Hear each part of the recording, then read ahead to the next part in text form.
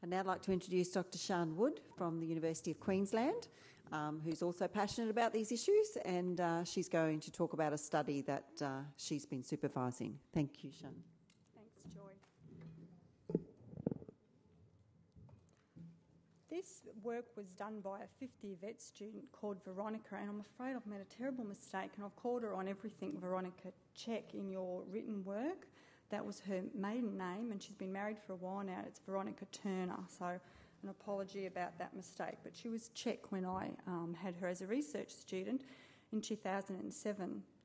Veronica was a very progressive student because she lived in a rural, or what we would call rural community, Rockhampton. I suppose it's fairly large, but it's isolated and a farming community.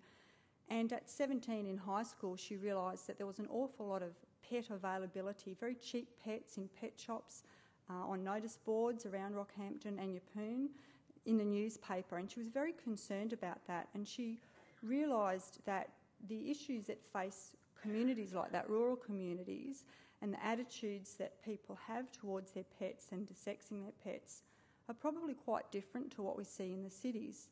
And most of the big Animal Welfare League and RSPCA are mostly based in larger cities, although now they're expanding out. So she wanted to do some research that might help her community. When she finished fifth year in 2007, she got a job straight away in Yeppoon, and in that particular year, our fifth year students had no exposure to early age neutering at all. And off she went to her new job and implemented early age neutering in a practice that wasn't normally the standard, or wasn't normally their protocol. I thought that was pretty good, and she's done heaps and heaps of spays in animals between 8 and 16 weeks since then. But now that Jeff's spoken, obviously it wasn't so fabulous because I thought it was very good she hadn't killed anything, but it sounds like it's very hard to kill them, so perhaps it wasn't as wonderful as I first thought. So I won't tell her that though, because she had to change everyone's attitude there in a clinic that had been open for a long time. So this research is on attitudes towards breeding and desexing of pets in rural communities, specifically Rockhampton and Yeppoon. Now, we all know that overpopulation remains quite an issue. Most of the general public are still not fully aware of the amount of animals that are euthanized in shelters. We all feel that a lack of desexing is contributing in some communities, probably most of them, I guess. But that's not, there's not a lot of research in Australia that actually quantifies those stats. Like, it's just kind of hearsay and what the information that comes through from shelters rather than scientific research. We also know that if we increase the amount of desexing, not only does it reduce the number of animals that are available to enter shelters in the first place, but most of the animals that are entering shelters are intact, and that's evidenced by research. And also, not only are they intact, but animals that are intact are more likely to be surrendered. So getting more animals desexed obviously reduces the numbers that are there and available, but it also assists them in staying at home, which Jeff also pointed out in terms of behavioural problems that come from animals not being desexed. There is some research that's been done. In 1995, the Australian Bureau of Statistics did an animal research project, and actually, even though expense in that particular point in time was ranked as one of the problems or one of the reasons people didn't have their animals desexed, the main reason for dogs was that people classed themselves as breeders. In another study by Blackshaw and Day in 1994, so we're talking about these studies being done 15 years ago, they did find expense was an issue, but it was only one of many, such as people thought it was unnecessary, people wanted to breed, couldn't afford desexing, didn't agree with desexing, animal too old, animal might get fat. So Veronica felt that it was important to quantify the reasons that people didn't desex their pets and address these issues specifically for rural communities, which is why she undertook the research.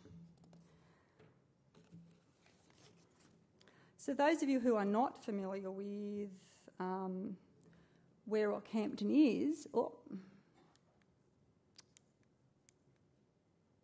which is mostly our international people, it's up in Rockhampton, mid-north or mid-central coast, I guess, and mostly, as I said before, a farming community on the surrounds. So the Rockhampton city itself is supported mostly by the beef cattle industry. This particular area is classed as a low socioeconomic rural community according to Australian Bureau of Statistics census data in 2006, and also appears to have a fairly high number of unwanted pets.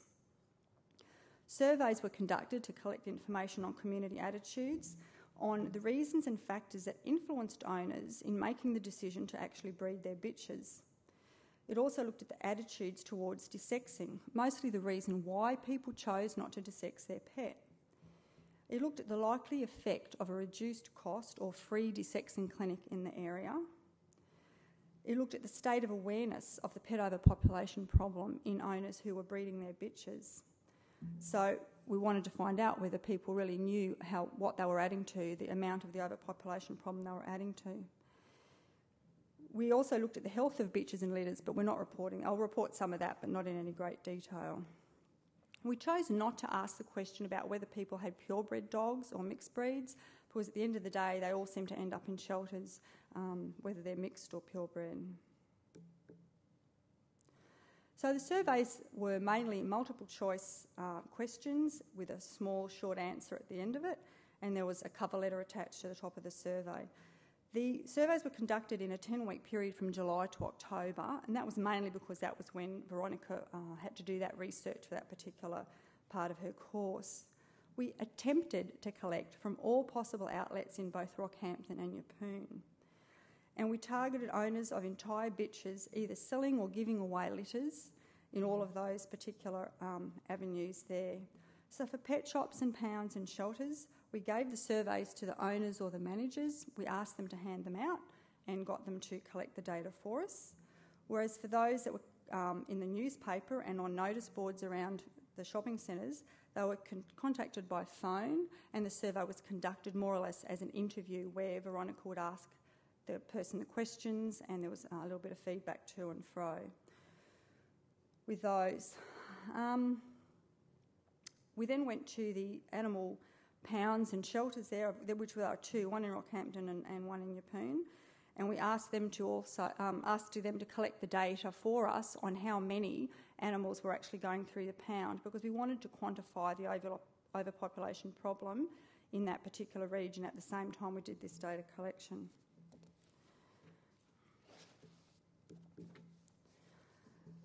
So the response, and I'm going to talk about the results as I go, the discussion. I'll have some discussion in with the results as I go, so we all stays together.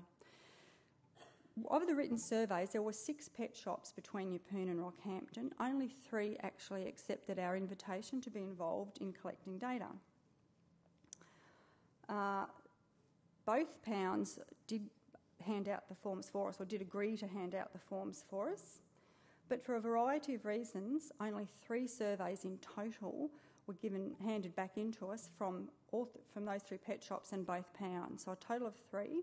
So we decided that data would probably bias the rest of our data, and we decided not to include the written surveys from those avenues in our analysis.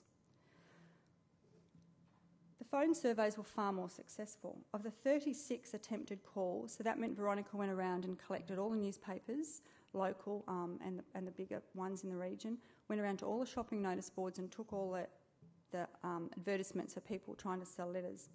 Of the 36 attempted calls, 31 of those surveys were completed successfully, and generally most people were quite happy to talk about their litters. Of those 31 surveys, 28 were litters of puppies, and there was only 3 litters of kittens. But remember, it was not kitten season. Unfortunately, it was July to October, so that's probably some of the reason why there was not that many kittens. So because there was only 3 litters of kittens, we've excluded those from this data analysis as well. This shows us that a direct approach to owners is probably far more beneficial in yielding data than it is by going through a third party. Robinson and others in 1990 also found that telephone surveys were very good in collecting data from pet owners, and that was conducted in Perth. 71% of owners who bred their bitches and had litters were female. That probably doesn't come as a surprise. I guess they're more likely to have the emotional side in them to want to have litters of puppies, I guess, or their pets to have litters of puppies. 89% of the bitches were purchased as family pets or companions. The other categories were guard dogs or hunting or working dogs, but there was not a lot of those. As you can see there, most people that had these bitches were in the age range of 21 to 30.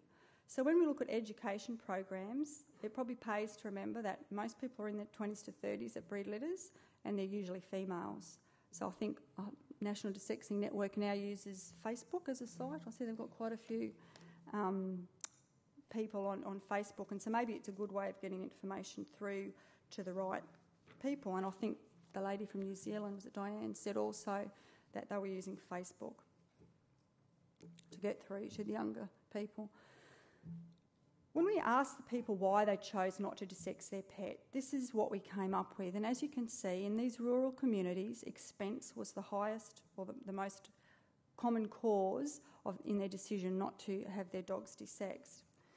This is quite different to what those Australian Bureau of Statistics findings were in 1995 that said most people said they were breeders and only 15% said that it was too expensive.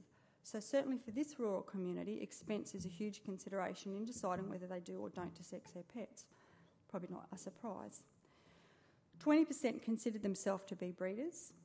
And then there's a cluster bunch there of people who just want one litter, think it might be nice to have a litter, don't believe in desexing. It generally reflects a lack of knowledge and perhaps an emotional side of breeding their dogs.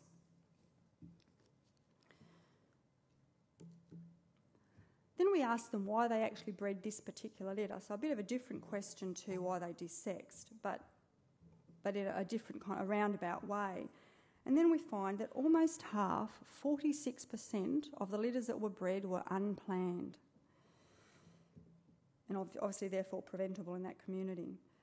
Now, interestingly enough, if you compare this slide, you'll see there's about 30% of people said they were breeders in this particular question, whereas only 20% suggested they were breeders when we asked why they didn't desex their dogs. And in actual fact, when we looked at the individual surveys, only 3 people said, about 15%, said that they were breeders on both of those questions. And again, there's those cluster of educational experience for the family, good to have a litter, the same story, but perhaps not as many as unplanned breedings.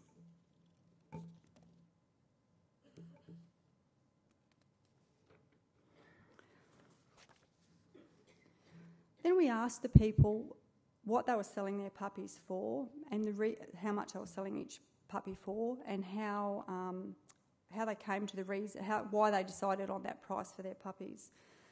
The prices range from being free to over $250.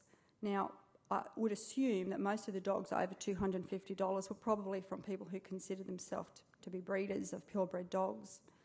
Half of the litters sold for less than $100 and 20% were free. To me, that's a huge issue because most of the animal welfare shelters and pet rescue groups are trying to sell their dogs for between $150 $350 if you have a look at the internet, which makes it very difficult for them to compete with people who are providing free puppies into the circulation in the community. Now, I think the dogs at these animal shelters are very much worth $350. They're all vaccinated, they're desexed, etc., etc. But people in this community, when you've got kids and you decide to get a new dog, people in low socioeconomic areas might well go, well, we'll take the puppy for free and we'll worry about paying for the vaccinations and desexing later on. So I think it's important to consider in the price that we're asking for these animals, even though they might very well much be worth that. And we seem to think that if people pay for something, they might look after it a little bit better. But we may be doing ourselves an injustice by not being able to compete with the puppies and perpetuating the problem in some way because people could trottle off and get a puppy instead and then don't have it desexed. Incidentally, the main reason that these people chose that price that they did pick was reassurance it was going to a good home. And again, we all know that that's not necessarily the case. There's plenty of expensive purebred dogs that are still in shelters. Thanks. We also looked at the health care of these animals prior to the sale, and this is what the owners reported. 82% of litters had been wormed, 61% were flea treated, and only 36% had started a vaccination problem. Now, at that stage, 7% were microchipped, but this was before Queensland had legislation that made them have to have them microchipped before sale. So therefore, most of the puppies that are coming in, or at least 2/3 of the puppies, are going out there. They are vulnerable to parasites and vaccine-preventable diseases. So presumably that's a cost thing as well. Treating for worms and fleas is obviously cheaper than having vaccination. So instead of just instead of just giving reduced price desexing, perhaps reduced price vaccinations might assist some shelters with the amounts of parvovirus and things that are coming in. We did also look at the routine health care of the bitch, and at least 90% of owners reported that they were worming and doing all those, the fleet treating and vaccination, but most of them reported time intervals that were not adequate to protect their animals.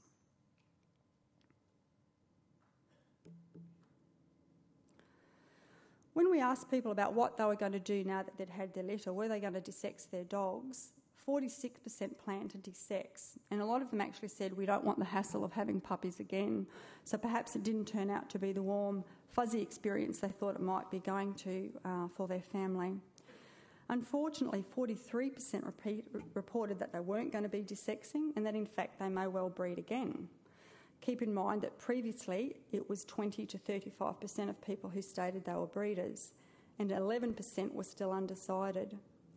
When we then asked them the question, if there was a free desexing clinic available once a month, would you use it? 75% of people said yes.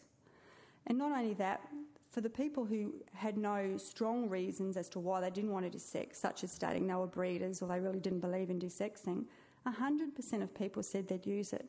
So if you give something to someone for free, they'll use it, but they're not going to pay for it. We then wanted to move on and find out whether these people knew the depth of the overpopulation problem in their district. So we asked them the question, how many dogs and cats, so for this particular question it was about dogs and cats, do you think are euthanised at pounds in this area each month? And that's the results that we got there. So as you can see, the vast majority of people thought it was less than 100. There was quite a few that didn't know, but very few people thought that it was over 100 animals. So when we collected the data from Rockhampton and Yeppoon pounds, these are the statistics we got. So on average, each month, 97 incoming dogs and from this council pound and 44 from Yeppoon, a total of 141 coming in. These are the animals euthanised, so 64 dogs euthanised. Here's our cats, 90 cats euthanised, so a total of 154 animals euthanised per month between those 2 pounds, and therefore only one person knew the number of animals that were being euthanised or had any idea of the quantity of animals that were euthanised because they were unwanted in their region. So in conclusion, almost half of the litters, at least from newspapers, remember we couldn't get the information from those people who were giving to pet shops and pounds, almost half of those litters were preventable with the use of, if they had been desexed. Is there anyone here from Capricorn Animal Aid at all who offer extreme reductions in desexing costs? I think it's 65 for cats and 85 for dogs, which is a really good reduction.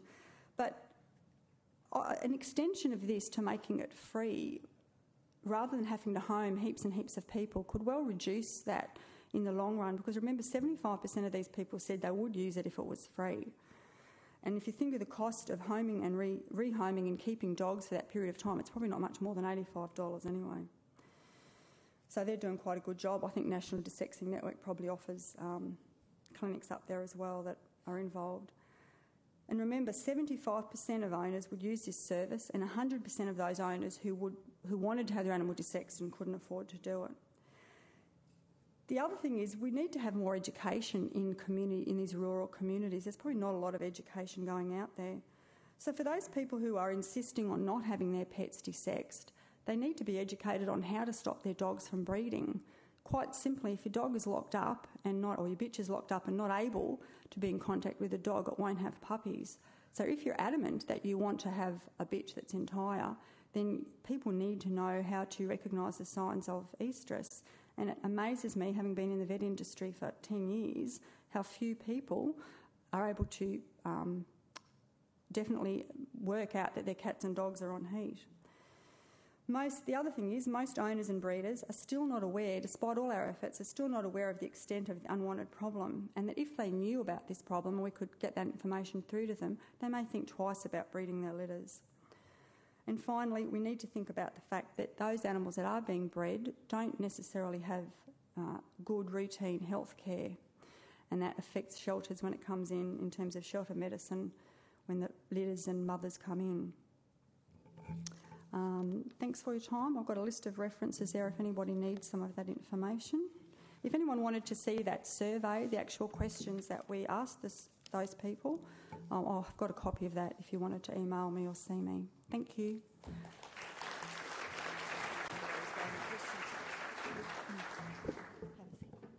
Does anyone have any questions quickly for Shan? Can we just get a mic first? Sorry, just so everybody knows. Sorry.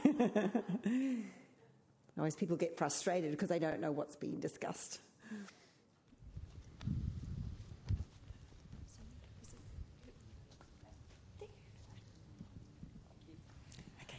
When you asked them the question if they knew how many animals were being euthanized in their local shelters, did you tell them the answer? No. Yeah. Any other questions? I'm sorry, I'm not certain of that. Because we were still collecting the data, I don't think we were certain of that ourselves at the time. Otherwise we would have done, yeah.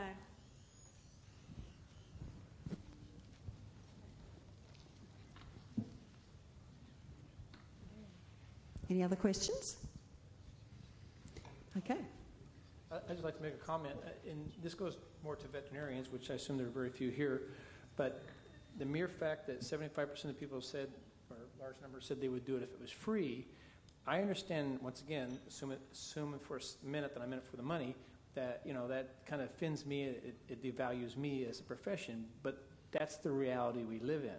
And so the question is, we either turn our back to it or we address it. And I just think you have to have low cost to free to reach those kind of people, you know, and those aren't the people that, you know, like the vets get mad if you go do that kind of work, but the truth is those aren't the kind of people that are going to take their animals to the vet to make money anyway. So why not deal with the social problem, overpopulation, and, you know, if they get a broken leg down the line, that's a different story. So.